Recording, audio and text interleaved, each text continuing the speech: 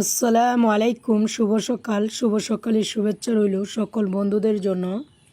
আজকে সকাল সকাল ডিমের পিঠা বানিয়ে ফেললাম।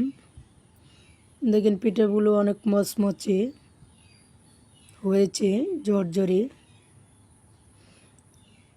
আমি আরও পিঠা ভেজে নিব।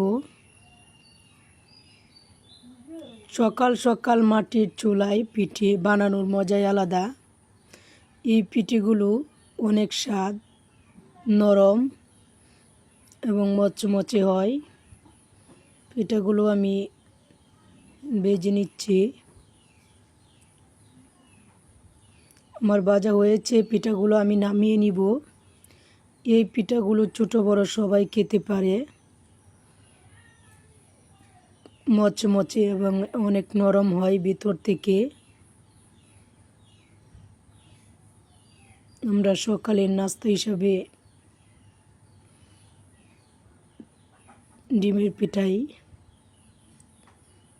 খাবো।